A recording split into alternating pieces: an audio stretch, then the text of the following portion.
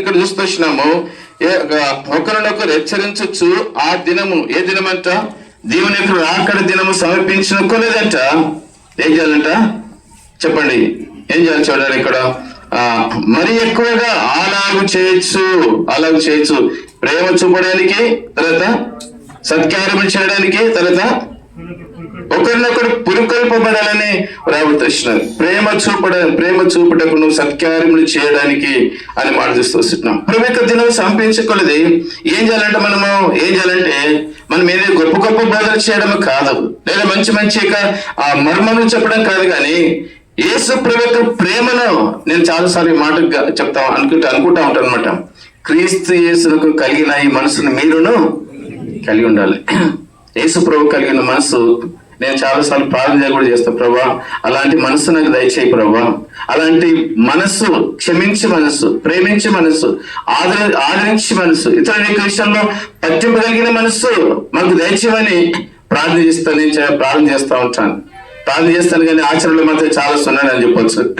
ఎందుకంటే క్రీస్తు యొక్క మనసును మనం కలిగినప్పుడు ఎంతటి వారినైనా మనం క్షమించడానికి, ఎంతటి వారినైనా మన యొక్క ప్రేమ చూపించడానికి యేసు ప్రభు యొక్క ప్రేమ ఏం చేస్తానంటే మనను, క్రీస్తు యొక్క ప్రేమ మనను బలవంతం చేస్తుందని చెప్తాను పౌలు. ఆయన ప్రేమను బలవంతం చేస్తూ ఉంటుంది. ఎంత ప్రేమిస్తుంది? ఒక సంఘటన చెప్తాను, మా జీవితంలో జరిగిన సంఘటన. మేము హైదరాబాద్ తార్నాకలో సేవ చేస్తూ వచ్చినాము. అక్కడ నుంచి సేవ అయిపోయిన ట్రాన్స్ఫర్ అయిన తర్వాత మేము ఒక 2 years తర్వాత చర్యల సంఘానికి వెళ్ళినాం. చెన్నపల్లి సంఘానికి వెళ్ళినాం. చెన్నపల్లి సంఘంలో ఉన్నప్పుడు మాకు ఒక ఫోన్ వచ్చింది, హాస్పిటల్ నుంచి ఫోన్ వచ్చింది. ఉస్మానియా హాస్పిటల్ నుంచి ఫోన్ వచ్చి అది చెప్తూ వచ్చిన ఒక ఆమె మీ డైరీలో మీ పేరు రాసుకుంది. ఆమె హాస్పిటల్లో చాలా సివియర్గా ఉంది. ఆమెకు హై షుగర్ అయిపోయింది, తర్వాత బీపీ అయిపోయింది. కనుక ఆమెకు చూడడానికి ఎవరు లేరు అని చెప్తూ వచ్చినారు. మేము మందిరానికి వెళ్ళినప్పుడు ఆమె మాకు ఎవరో తెలియదు, అసలు మా మందిరం కూడా రాలేదు. నేను రాకముందు, మేము మందిరానికి వెళ్ళకముందు ఆమె మందిరానికి వచ్చి వెళ్ళలేదట. మరి ఎవరు ఇచ్చారో నంబర్ తెలియదు, కానీ ఆమెకు ఎవరు లేరని చెప్పినప్పుడు మాకు వచ్చిన తర్వాత మేము సంఘానికి ఫోన్ చేసినాం. అంటే మేము అప్పటికి 2 సంవత్సరాలు అయిపోయింది కనుక మా సంఘంలో ఎవరమ్మా అలాంటి పేరు కలిగి ఉన్నారంటే, అన్న అప్పుడు అక్క ఆమె అప్పుడు వచ్చేది, అయితే ఆమె చాలా రోజులు అయిపోయింది మానేసేసి ఎక్కడుందో మాకు కూడా తెలియదని చెప్తూ వచ్చినారు. సరే మెట్టుకుని మేము హాస్పిటల్కి వెళ్ళినాం. హాస్పిటల్కి వెళ్ళిన తర్వాత అక్కడ ఉండి డాక్టర్స్ ఒక బెడ్ మీద వేసినారు. ఆ యొక్క తర్వాత సివియర్గా చాలా ఎవరు పట్టించుకోవట్లేదు అనమాట. ఆమె 1, 2 అన్ని కూడా అందులో చేసినది. అప్పుడు ఎప్పటికీ 2 రోజులు అయిపోయింది. ఆ బట్టలని చాలా కంపు వాసన వస్తున్నాయి అన్నమాట, చాలా వాసన వస్తుంది. డాక్టర్స్ ట్రీట్మెంట్ చేయడానికి వెళ్ళట్లేదు, నర్సులు ఆమెకు మెడిసిన్ ఇవ్వడం కూడా వెళ్ళట్లేదు. ఒక పక్కన పడుకోబెట్టినారు, వేరే వాళ్ళు పెట్టినారు. మేము వెళ్ళిన తర్వాత మేము వెళ్ళేటప్పుడే ఆమెకు వాళ్ళు చెప్తూ వచ్చినారు, ఆమెకు బట్టలు కూడా లేవు, మార్చుకోవడానికి బట్టలు కూడా లేవు. తర్వాత మీరు ఏదైనా అయితే మీరు ఆమె కోసానికి తీసుకురండి అని చెప్పినప్పుడు ఒక బ్లాంకెట్, తర్వాత ఒక ప్లేటు, తర్వాత ఆమెకు కావాల్సిన బట్టలు, తర్వాత కొన్ని వస్తువులు తీసుకొని నేను హాస్పిటల్కి వెళ్ళాం. హాస్పిటల్కి వెళ్ళిన తర్వాత అక్కడ చూస్తే పరిస్థితి అసలు ఆమెను వదిలేసేసినారు, ఆమె గురించి పట్టించుకోవట్లేదు. చూసిన తర్వాత ఏం చేయాలో అర్థం కావట్లేదు. చెప్పినాను అక్కడికి ఆమెకి చెప్పి, అమ్మ నువ్వు వెళ్ళి ఆమెకు కొంచెము ఆ బట్టలు మార్చడానికి నువ్వు ప్రయత్నం చేయమని చెప్తూ వచ్చినాను. బట్టలు మార్చి చాలా ఆమె హైట్ ఉంది, తర్వాత బాగా హెవీ వెయిట్ ఉంది అనమాట. ఆమె చేసేటప్పుడు ఆమె దగ్గరికి వెళ్ళడానికి కూడా అసలు ఎప్పటికీ చాలా 2-3 రోజులు అయిపోయింది. ఆ బెడ్ అంతా కూడా భయంకరంగా వాసన వస్తూ ఉంది. అసలు ఎవరు పట్టించుకోవట్లేదు. వెళ్ళినది హాస్పిటల్కి వెళ్ళి అసలు తర్వాత ఆ బెడ్ మీదకి తీసేసి అక్కడ ఆ రూమ్లో ఆమె దగ్గరికి వెళ్ళి అవన్నీ మార్చేసి బట్టలు మొత్తం మార్చేసేసేసి వేసిన బెడ్షీట్ మార్చేసేసేసి, తర్వాత ఆమెకున్న నైట్ కొన్ని బట్టలు తీసుకుపోయి ఆమెకు ఇచ్చేసేసి, తర్వాత టిఫిన్, తర్వాత ఆమెకు కావాల్సిన డబ్బులు కొన్ని హాస్పిటల్ ఆ యొక్క డాక్టర్ దగ్గర, అమ్మ ఈమెకి ఏదైనా అవసరం అయితే భోజనం కావాల్సిన ఏదైనా అవసరం అంటే ఆమెకు ఇవ్వమని చెప్పేసేసి వచ్చేసిన తర్వాత మేము వచ్చినాం అనమాట. వచ్చిన తర్వాత వాళ్ళ యొక్క ఫోన్ నెంబర్, తర్వాత వాళ్ళ యొక్క బంధువులు వాళ్ళ కొడుకు ఎవరు ఉన్నారని చెప్తూ వచ్చినప్పుడు బాంబేలో ఉంటారని మేము వాళ్ళు కాంటాక్ట్ అయిన తర్వాత ఫోన్ నెంబర్ తీసుకొని వాళ్ళతో మాట్లాడి అప్పచెప్పడం జరుగుతూ వచ్చినారు. అంటే నేను ఎందుకు ఈ మాట చెప్తూ వచ్చినంటే, ప్రేమ అనేది మనము మాటల చేత చూపించే ప్రేమ కాదు.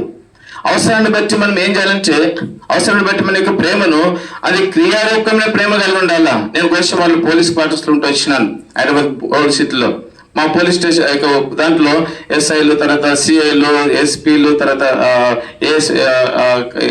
ఇన్స్పెక్టర్స్, తర్వాత కానిస్టేబుల్స్ అందరూ మా మందిరానికి వచ్చేవారు అనమాట. ఒక రోజు ఒక కానిస్టేబుల్, హెడ్ కానిస్టేబుల్, ఆయన డీజీ దగ్గర పనిచేస్తూ ఉంటాడు. వాళ్ళ నాన్న చనిపోయినాడు. వాళ్ళ నాన్న చనిపోయినప్పుడు మేము చనిపోయిన సమాధి అదంతా కూడా ఆయన ఒక్కడే, వాళ్ళ ఇంట్లో వాళ్ళ అమ్మ వస్తుంది మందిరానికి, ఎవరు రారు. ఆ మొక్కమ్మని వస్తూ ఉంటుంది, అప్పుడప్పుడు వస్తూ ఉంటుంది. చనిపోయిన తర్వాత సంఘమంతా వెళ్ళిపోయినాము, కూర్చున్నాము, స్నానం చేయాలి, ఆయనకు స్నానం చేయించాలి. స్నానం చేయించడానికి ఇప్పుడు ఎవరు కూడా అక్కడ లేరు, అందుబాటులో ఎవరు లేరు. పేద సంఘం అంతా కూడా ఉంది, చాలా మంది కూర్చున్నారు. ఇప్పుడు స్నానం చేయించాలంటే స్నానం చేయించాలి అంటున్నారు కానీ స్నానం చేయించడానికి ఎవరు ముందుకు రావట్లేదు అనమాట. ఆయన చనిపోయేటప్పుడు ఆయన మోసెస్ అందులోనే 1 to 2 చేసుకున్నాడు. తర్వాత వాళ్ళందరూ ఉన్నారు. సరే నేనే అక్కడ వెళ్ళి బట్టలు మార్చేసేసి ఆయనకి స్నానం చేయించేసేసి తర్వాత మంచిగా నీట్గా సబ్బెట్టి కడిగి తర్వాత మంచిగా తయారు చేసేసి పడుకోబెట్టిన తర్వాత ఈ కార్యక్రమం అంతా ముగించబడిన తర్వాత ఒక 15 రోజుల తర్వాత ఆయన చర్చికి వచ్చాడు అనమాట. ఈ కానిస్టేబుల్ చర్చికి వచ్చినాడు. చర్చికి వచ్చి మందిరానికి వస్తా ఉన్నాడు. కొంతకాలం తర్వాత ఒక మాట చెప్తూ వచ్చినాడు. ఏమన్నాడంటే, నన్ను ఆకర్షించిన ప్రేమ ఏంటంటే దేవుని మాటలను ఆకర్షించలేదు కానీ దేవుని మందిరానికి వచ్చి మీరు చేసిన ఏదైతే సేవ ఉందో, ఏదైతే పరిచర్య ఉందో అది నన్ను ఆకర్షించిందని చెప్తూ వచ్చాను అనమాట. అంటే దేవుని యొక్క మందిరానికి మీరు వచ్చినాక చేసిన పరిచర్యగా ఆయన ఏమన్నాడంటే, సొంత కొడుకునయ్యుండి కూడా మా నాన్నని ముట్టుకోవడానికి నేను దగ్గర రాలేదు. సొంత కొడుకు, మా నాన్ననే నన్ను కన్నాడు, పెంచాడు, నా కొడుకు ఉద్యోగం సంపాదించుకుని ఆయన ద్వారా ఈరోజు బ్రతికెళ్తూ వచ్చినాను. నా సొంత కొడుకునే లేదా మాకు బంధువులు ఎవరు కూడా దగ్గర రాలేదు కానీ మీరు అని చెప్తూ వచ్చినాడు. ఆయన సార్ అనమాట, సంజయ్ సార్.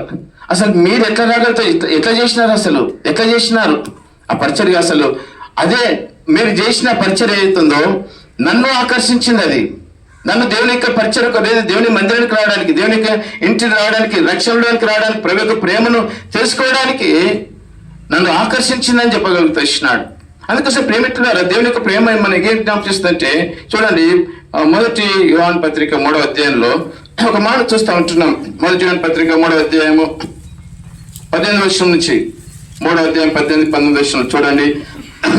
చిన్నపిల్లలారా, మాటతోనూ నాలుకతోనూ కాక క్రియతోనూ సత్యముతోనూ ప్రేమించము. ఇక్కడ ఏమంటారు? చిన్నపిల్లలారా, మాటతోనూ నాలుకతోనూ కాక దేంతో ప్రేమించాలంట? క్రియతోను ప్రేమించ, క్రియారూపకమైన ప్రేమ కలిగి ఉండాల. ఒక క్రైస్తవుడిగా మనం ఏం చేయాలంటే మన ప్రేమ క్రియారూపకమైన ప్రేమ. ప్రభు యేసుక్రీస్తు వారు ఆయన క్రియారూపకంగా మనం ప్రేమించినాడు. ఆయన ప్రేమించినని చెప్పి ఆయన ఊరుకోలేదు. ఆయన ప్రేమించిన కనుకనే ఏం చేసిన తెలుసా? ఆయన ప్రేమించిన కనుక మన కొరకు లోకానికి దిగి వచ్చినాడు. ఆయన ప్రేమించినాడు కనుక మన స్థితిని చూసినాడు. ఆయన ప్రేమించినాడు కనుక మన కొరకై ఆ కల్వరి శిలువ మీద చనిపోవడానికి ఇష్టపడుతూ వచ్చినాడు. ఆయన ప్రేమించినాడు కనుకనే మన కొరకైన శిక్ష అనుభవించడానికి ఇష్టపడుతూ వచ్చినాడు. మనం ప్రేమించినాడు కనుకనే ఆయన మరణం పొందినంతగా తనకు తనగా తగ్గించుకోవడానికి ఇష్టపడుతూ వచ్చినాడు. తెలుగు రాష్ట్ర పత్రిక 2వ అధ్యాయంలో 6-7 వచనాలు ఉంటాయి కదా. ఆయన తను తాను తగ్గించుకున్నాడు. నిజంగా తగ్గించుకోవడం అంటే మనం మాటల చేతని చాలాసార్లు బోధించవచ్చు. మనం తగ్గించుకోవడం అంటే ఏదో ఇక మాటలు చెప్పొచ్చు కానీ క్రియారూపంకి వచ్చేవారు కూడా, వాస్తవానికి వచ్చేవారు కూడా మన స్థానం తగ్గించుకోవడం మనం ఇష్టపడము. మనకి ఏదో అధికారం ఉంటుందో, మనకి ఏదో పేరు ఉంటుందో, మనకి ఏదో స్థానం ఉంటుందో, మనకి ఇక్కడ గౌరవం ఉంటుందో దాన్ని విడిచిపెట్టడానికి ఇష్టం ఉండదు. కానీ ప్రభు యేసుక్రీస్తు వారు ఆయన తన్ను తాను తగ్గించుకుంటూ వచ్చినాడు. ఈ సందర్భానికి ఒక చిన్న ఎగ్జాంపుల్ చెప్తాను. మేము హైదరాబాద్లో అమెరికా నుంచి లాస్ట్ ఇయర్ మేము ఇండియాకి వచ్చేటప్పుడు మమ్మల్ని ప్రేమించి ఒక కుటుంబం భోజనానికి పిలుస్తూ వచ్చినారు. డిన్నర్కి పిలిచి డిన్నర్ అయిపోయింది. ఆయన అక్కడ ఉన్న తెలుగు ఒక సంఘము డినామినేషన్ సంఘము నడిపిస్తూ ఉన్నారు. అయితే సంఘానికి అయిపోయిన తర్వాత మేము భోజనం అయిన తర్వాత ఆయన పేరు ప్రశాంత్, ఇక్కడ రాయలసీమ బ్రదర్. ఆయన మాటలను ఎట్లా ఆకర్షించలేదా, ఎట్లా పురికొల్పదని చెప్తున్నాను. ఆయన మాట్లాడేటప్పుడు నేను, బ్రదర్ మీరు సంఘంలో మీరు వాక్య పరిచయం చేయొచ్చు కదా, లేదా సంఘంలో మీరు మంచి బోధలు ఉండొచ్చు కదా అని చెప్తే ఆయన ఏమని తెలుసా? ఆయన సంఘానికి సంఘాన్ని మొత్తము ఆయన ద్వారానే జరుగుతుంది, కానీ ఆయన సంఘంలో కనబడాడు. సంఘం ఎక్కడ కనబడంటే ఆయన అన్ని అయిపోయిన తర్వాత లాస్ట్ అనౌన్స్మెంట్స్ దగ్గర కనబడతాడు అనమాట. లీడింగ్ లో కనబడాడు, పాటలలో కనిపించాడు, వర్తమానాలు కనిపించాడు. తర్వాత ఇంకెక్కడ కూడా దేశాలు కూడా లీస్ట్ లో కూర్చుంటాడు బంధువులు కూర్చొని వెనకాల ఎక్కడ కూర్చుంటాడు, కానీ ఎక్కడ కూడా కనబడాడు. నేను మాట్లాడేటప్పుడు మీరు ఎందుకు పరిచయం లేదాక మీరు లేట్ చేయొచ్చు కదా, వాళ్ళకి అప్పగిస్తారు, వాళ్ళు సరిగ్గా చేయట్లేదా లేదా అని కొన్నిసార్లు నేను ముఖాముఖిగా మాట్లాడుతూ ఆయన అన్నాడు, అంకుల్ నేను ఈ సంఘం లేదా ఈ పరిచయం కొరకు నేను దేవుడు నన్ను పిలిచినప్పుడు లేదా నన్ను సిద్ధపరిచినప్పుడు నా కూడా ఉంది, కానీ నేను నా అంతలుగా నేను ఈ స్థానం కొరకు నేను తీసుకోవాలని నాకు ఇష్టపడట్లేదు అని చెప్తున్నాడు. ఎందుకంటే ఆయన చెప్తున్నాడు, నా కింద నేను CEO, ఒక కంపెనీకి CEO, నా కింద 500 మంది పనిచేస్తూ ఉంటారు. నేను డైరెక్టర్స్ చాలా పెద్ద గొప్ప చాలా మందితో నేను కాంటాక్ట్ అవుతూ ఉంటాను, డైరెక్ట్ మాట్లాడుతూ ఉంటాను. కానీ ఏమన్నా వచ్చి నేను 500 మంది నా కింద పనిచేస్తున్న ఒక మాట చెప్తే 500 మంది నా మాట వింటారు. నాకు ఇండియాలో తర్వాత అమెరికాలో చాలా కంపెనీలు ఉన్నట్టు దాన్ని బట్టి నా మాట వింటారు. నాకు ఒక మంచి పొజిషన్ ఇచ్చినాడు, నేను అడగకుండానే ఇచ్చినాడు, అడగకుండా స్థానం ఇచ్చినాడు, అడగకుండా ఉద్యోగం ఇచ్చినాడు, అడగకుండా ఏంటంటే డబ్బు ఇచ్చినాడు, అడగకుండా నాకు ఒక హోదా ఇచ్చినాడు అనే ఒక మాట. ఎలాంటి హోదా అంటే మా పాప అదే కంపెనీలో పనిచేస్తుంది అనమాట. ఆ కంపెనీలో ఆ పని చేసేటప్పుడు ఆయన ఆ ఛాంబర్కి వచ్చేటప్పుడు అంట నడుస్తున్న అడుగుల శబ్దం మాత్రం వినబడుతుందంట. ఛాంబర్ అంతా చాలా సైలెంట్గా ఉంటుందంట. నేను అమ్మ ఎప్పుడన్నా అన్నతో మాట్లాడామంటే అసలు అన్నతో మాట్లాడడం అసలు ఆయన వస్తుండే అసలు ఎవరు కూడా కనబడరు. ఆయన నడుస్తున్నప్పుడు ఆయన టీవీ ఆయన దర్జాలు చూసినప్పుడు అసలు అందరు సైలెంట్ అయిపోతారు, భయం అయిపోతారు. ఆయన ఆ కంపెనీ లోపలికి వచ్చినప్పుడు ఆయన ఛాంబర్లో ఏం చెప్తున్నాడు, మధ్యలో కూర్చున్నప్పుడు దగ్గరకు వచ్చి చాలా క్లోజ్ గా మాట్లాడతాడు. అంటారు ఏమంటుందంటే ఇక్కడ ఇంత క్లోజ్ గా ఉంటాడు, కానీ కంపెనీలో మాత్రం చాలా వేరు అక్కడ చూసినాడు అని చెప్పేసినాం. అంటే అందుకోసానికి అంత ఉన్నతమైన హోదా అంటాడు. ఇంత నాకు హోదా ఉంది, గౌరవం ఉంది, అన్నీ ఉన్నాయి, కానీ ఈ లోకంలో అన్ని ఇచ్చిన దేవుని మందిరంలో కూడా అదే స్థానంలో అదే అధికారంలో అదే విలువను కోరుకుంటే లోకానికి నాకేం డిఫరెంట్ అంకుల్ అని చెప్తాను అన్నమాట. ఏదైతే లోకంలో దేవుడు నాకు ఇచ్చిందని అక్కడ అదే కూడా నీకు సంపాదించుకోవడానికి ప్రయత్నం చేస్తే అదే దాన్ని నేను ఇక్కడ కొనసాగించాలనుకుంటా ఉంటుంటే దానికి లేదా ఆ లోకంలో మనుషులకు నాకు ఏం డిఫరెంట్, నేను ఇక్కడ ఏంటి ప్రత్యేకత అంటే కొంతమంది సైలెంట్ గా దేవుని పరిచయం కొరకే పురికొల్పేవారు ఉంటారు, కొంతమంది వాక్యం ద్వారా పురికొల్పేవారు ఉంటారు, కొంతమంది క్రియల ద్వారా పురికొల్పేవారు ఉంటారు, కొంతమంది ప్రేమ చేత పురికొల్పేవారు ఉంటారు. ప్రియమైన సహోదర సహోదరి, మనము దేవుని పని కొరకై పురికొల్పడానికి ఏ విధంగా వాడబడుతున్నాం అనేది మనం ఎరగాల. ఏ విధంగా దేవునికి పరిచయంలో వాడబడుతున్నాం అనేది మన స్థానం కొరకు కాదు. మనకి అయితే మనకి దేవుడు ఏదైనా మనకు కలిగినట్టే అది ప్రభు ద్వారానే, ప్రభుని బట్టి మనం కలిగి ఉంటే ఇష్టం. ఈ లోకంలో అధికారం కావచ్చు, లేదా ఇంకా స్థానం కావచ్చు, ఏదో గౌరవం కావచ్చు, సమస్తం కూడా ప్రభు ఇచ్చిందే. నేను అంటాను చాలాసార్లు ఈ మాట చెప్తాను, ఈ లోకంలో ఈ స్థితిలో ఈ స్థానంలో నేను నిలబడగలుగుతానంటే అది దేవుని కృపనే అని చెప్పగలుగుతా ఉంటాను. ఎందుకంటే మీరు అనుకుంటున్న మాట అమెరికా అని చెప్తున్నాడు. ఈయన అమెరికా పోవడానికి ఎంత డబ్బు ఉంది, ఎట్లా వెళ్ళిపోయాడు. అమెరికా వినడానికి నేను జీరో. మీకు మాట చెప్పాను, నేను ఆఫ్టర్ ఆల్ అని చెప్తాను. ఆఫ్టర్ ఆల్ నేను రైతు బజార్లో కూరగాయలు అమ్ముకునే వ్యక్తి. నేను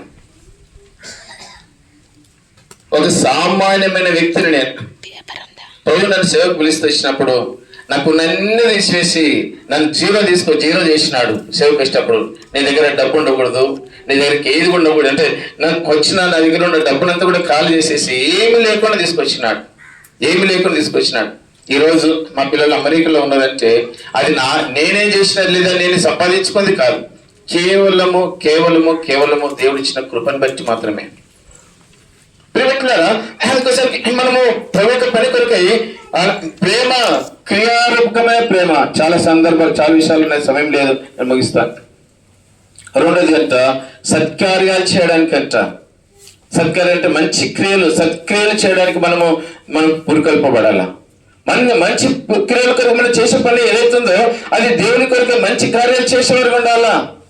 ప్రియటి ఈ దినాల్లో మనుషులు స్వార్థం కొరకు, వారి పేరు ప్రఖ్యాతల కొరకు, అధికారం కొరకు ఎన్నో చేయడానికి కార్యములు, వెళ్ళకూడని స్థలానికి లేదా దేని కొరకై చాలా మంది వెళ్ళిపోయి దేవునికి విడుదల చేయించేవారు వస్తున్నారు. నువ్వు నేను ప్రభుత్వముగా మనం దేవుని క్రియలు చేసి, అందుకోసం మాట చూడండి, మత్తయి సువార్త 5వ అధ్యాయం 16వ వచనంలో ఒక మాట మనకు తెలిసిన మాటనే. మత్తయి సువార్త 5వ అధ్యాయం 16వ వచనంలో మనుషులు మీ సత్క్రియలను చూచి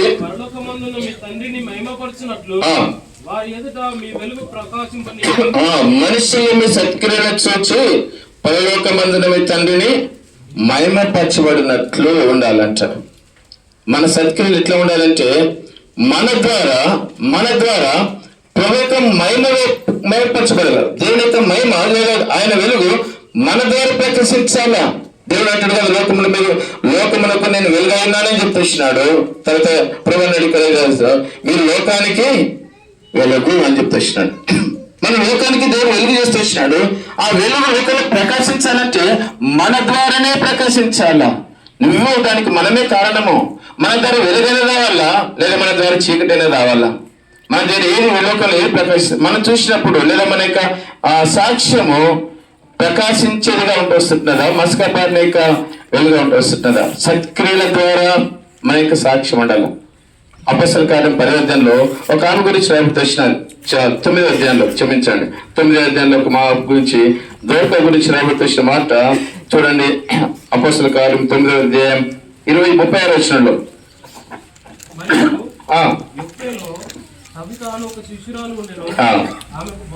భాషాంతరమున దోర్కా అని పేరు. ఆమె సత్క్రియలలో ధర్మకార్యములను బహుగా చేసి ఉండేది రాబోతు వచ్చినది. దోర్కా అని ఏదంట ఏం చేసిందంట, సత్క్రియలను ఇంకేదంట ధర్మకార్యం బహుగా చేసినడును. ఆ దినములు ఆమె కాయలపడి చనిపోగా వారు శివమును కడిగి మేడగదిలో పరుండబెట్టి అక్కడ పరుండబెట్టింది. వృద్ధ ఎప్పైపు దగ్గరగా ఉండటం చేత పేతురు అక్కడ ఉన్నాడని శిష్యులు విని అతడు తడువు చేయక తమ యుద్ధకు రావాలని వేడుకొండకి 2 మనుషులను అతని యుద్ధకు పంపిరి. పేతురు లేచి వారితో కూడా వెళ్ళి అక్కడ చేరినప్పుడు వారు మేడగదిలోనికి అతన్ని తీసుకుని వచ్చిరి. విధవరాలందరూ వచ్చి ఏడ్చుచు దోర్కా తమతో కూడా ఉన్నప్పుడు కూర్చున్న అంగీలను వస్త్రములను చూపించి అతని ఎదుట నిలిచిరి అని చెప్తున్నాడు. ఏం చేసిందంటే చూడండి, ఆమె చేసిన కార్యం ఏంటంట, ఏం కుట్టిందంట, తమతో ఉన్నప్పుడు కూర్చున్న అంగీలు, తర్వాత వస్త్రములు. ఎవరంట? విధవరాలందరూ వచ్చినారంట. విధవరాలందరూ వచ్చి దోర్కా గురించి చెప్పిన సాక్ష్యం ఏం తెలుసా? అయ్యా, మా కొరకు మంచి అంగీలు గుర్తొచ్చినది, లేదా మంచి వస్త్రాలు గుర్తొచ్చినది, మంచి మా కొరకు కావాల్సిన అన్ని కూడా ఆమె మా కొరకు పని చేస్తూ వచ్చినది, సత్క్రియలు చేస్తూ వచ్చినది, సత్క్రియలు చేస్తూ వచ్చినది చెప్పగలుగుతూ వచ్చినది. దోర్కా ద్వారా చనిపోయినప్పుడు సంఘము విలపిస్తూ వచ్చినది. నేను అంటాను కదా, మనం చనిపోయినప్పుడు మన గురించి సాక్ష్యం ఇచ్చేటోళ్ళు కొంతమంది సంపాదించుకోవాలా. అర్థమైందా?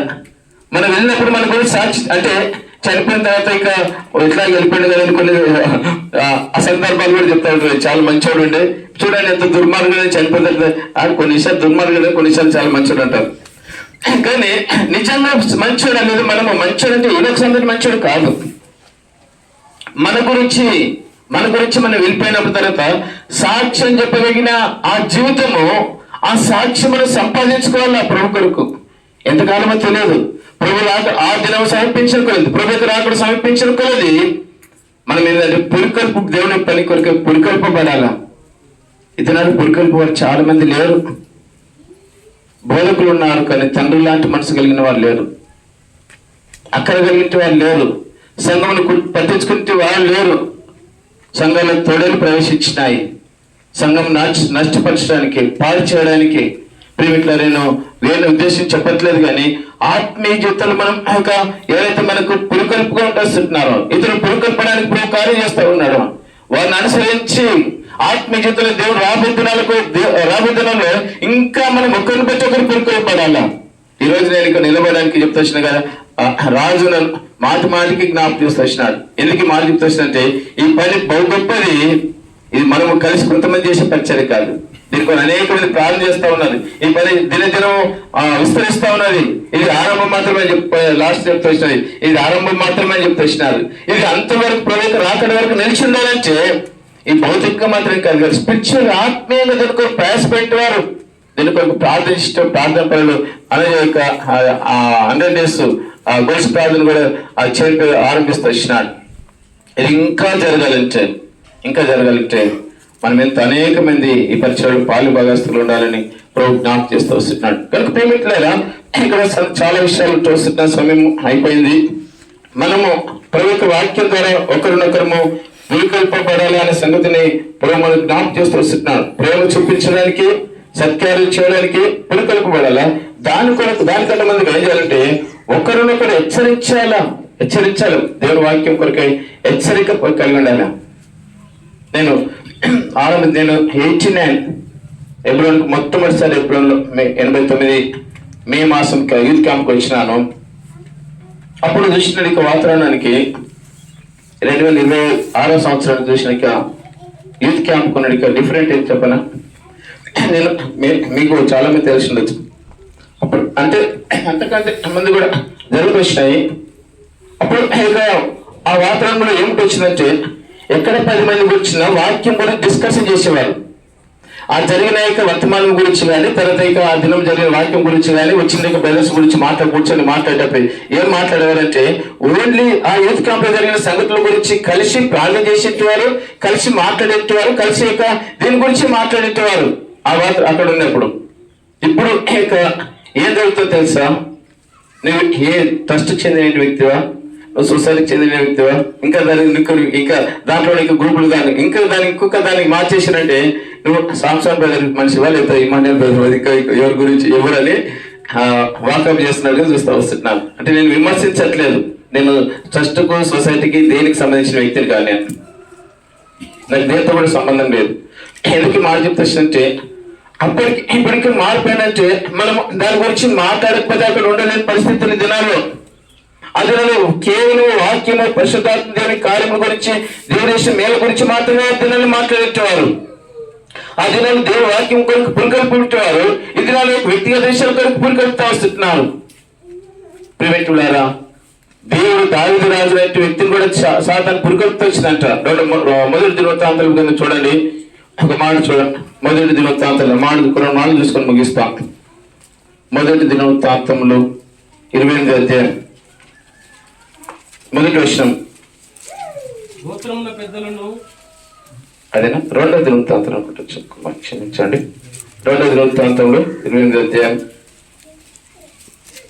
28-21. క్షమించండి, ఒక మాట నేను చెప్తాను. 21వ అధ్యాయం మొదటి దినవృత్తాంతంలో 21వ అధ్యాయం మొదటి వచనం. సాతాను ఇశ్రాయేలుకు విరోధముగా లేచి ఇశ్రాయేలీయులను లెక్కించుటకు దావీదును ప్రేరేపింపగా చూస్తున్నాం. ఏదంట, ఇశ్రాయేలీయులను చూడండి, సాతాను ఇశ్రాయేలీయులకు విరోధముగా ఎవరు ప్రేరేపించినట్ట? దావీదు ప్రేరేపిస్తూ వచ్చినట్ట. దావీదు మంచి దైవ జ్ఞానం కలిగినవాడు, దేవుడిని నడిపింపు కలిగినవాడు, దేవుడి చిత్తం చేయగలిగినవాడు, దేవుడి కొరకు ఆశ కలిగినవాడు. కానీ ఒక సందర్భం వచ్చింది, సాతాను దావీదును కూడా వదిలిపెట్టలేదు. చాలా సందర్భాలు ఉన్నాయి, కానీ ఈ సందర్భం దావీదు కూడా ప్రేరేపించినట్ట. దేని కొరకంట? ఇశ్రాయేలు లెక్కించడానికి దావీదు ఆత్మను ప్రేరేపించినట్టుగా మనం చూస్తూ వస్తున్నాం. దేవుని పని కొరకైనా, దేవుని పరిచయం కొరకైనా, దేవుని సంఘం కొరకైనా కట్టడానికి ప్రియమైన సహోదర సహోదరి, ఈ పని బహు గొప్పది. ఈ పని కొరకై నువ్వు నేను నిలబడాల్సిన అవసరం వస్తున్నాను. సంఖ్య ముఖ్యం కాదు, ఎంతమంది ఉన్నారని కాదు. దేవుని కొరకై ప్రత్యేకించేటువంటి వారు ఎంతమంది ఉన్నారు దేవుని కొరకై, ఆ సంగతి మనం మెరగాలని ప్రభు జ్ఞాపకం చేస్తూ వస్తున్నాడు. కొంతమంది ఉంటారు దేవునికి విరోధంగా ప్రేరేపించే వాళ్ళు ఉంటారు, దేవుని పరిచయం నష్టపరచడానికి విరోధమైన మనసు కలిగిన వాళ్ళు వస్తున్నారు. ఆహాబు యొక్క భార్యగా ఆహాబును ప్రేరేపించిందంట. ఏం ప్రేరేపించి తెలుసా? చూడండి మాట, రాజుల గ్రంథము, మొదటి రాజుల గ్రంథం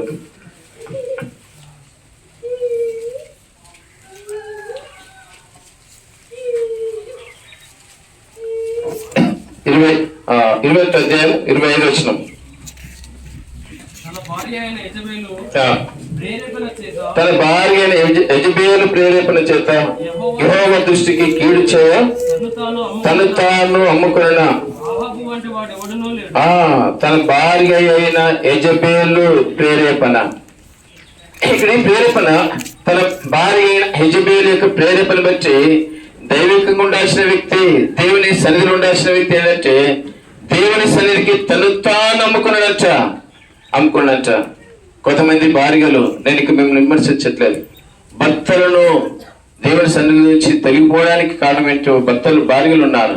కొంత భర్తలు భార్యలు దేవుని సన్నిధి తొలగిపోవడానికి కారణమైన భర్తలు కూడా వస్తున్నారు. కొంతమంది తల్లిదండ్రులు పిల్లలు తొలగిపోవడానికి కారణమైన తల్లిదండ్రులు వస్తున్నారు. పెళ్ళిపెట్టులారా, మనము దేవుని సంఘములో ఎట్లా దేనికి ప్రేరేపణగా ఉంటున్నాం, దేనికి ప్రేరేపణగా ఉంటున్నాం.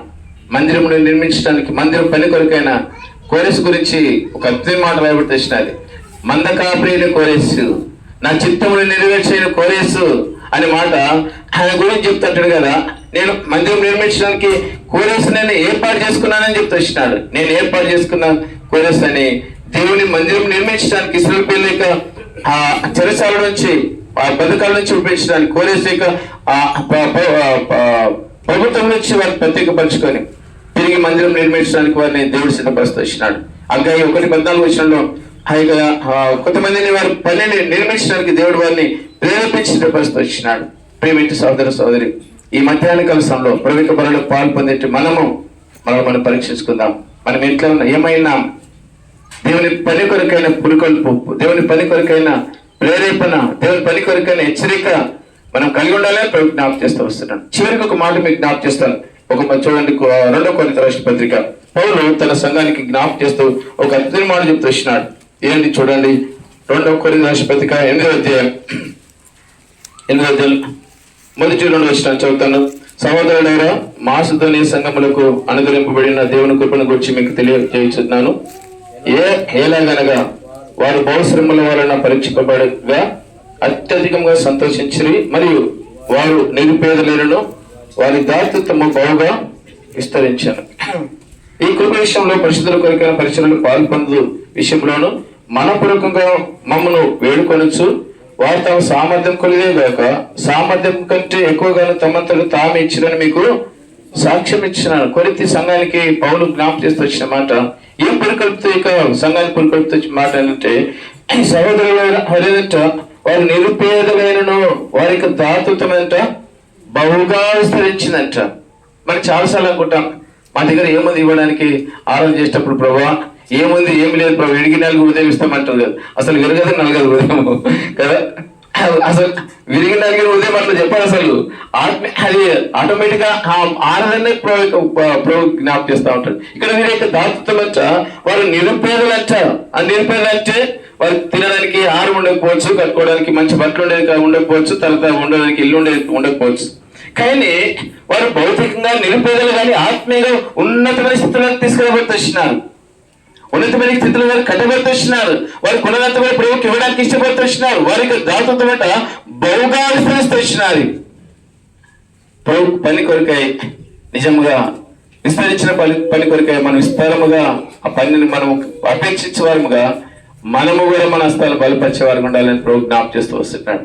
వాళ్ళు ఇక్కడ అందుకోసానికి 2-3 వచనాలు ఉంటాడు. ఏంటంటే, ఈ కృప విషయంలో పరిశుద్ధుల కొరకైన పరిచయలు పాల్పొందే విషయంలోనూ మనపూర్వకముగా మమ్మల్ని వేడుకొనొచ్చు. తమ సామర్థ్యం కొలియగాక సామర్థ్యము కంటే ఎక్కువగానంట, సామర్థ్యము కంటే ఎక్కువగా తమను తాము ఇచ్చిరని మీకు.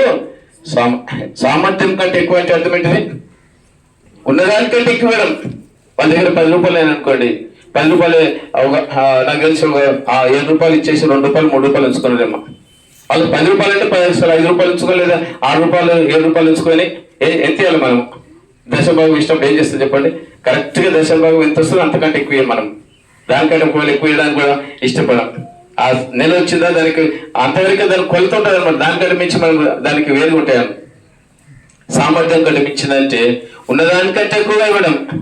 నేను నేర్చుకున్న సేవకుడిగా నేర్చుకున్న ఒక మాట చెప్తాను.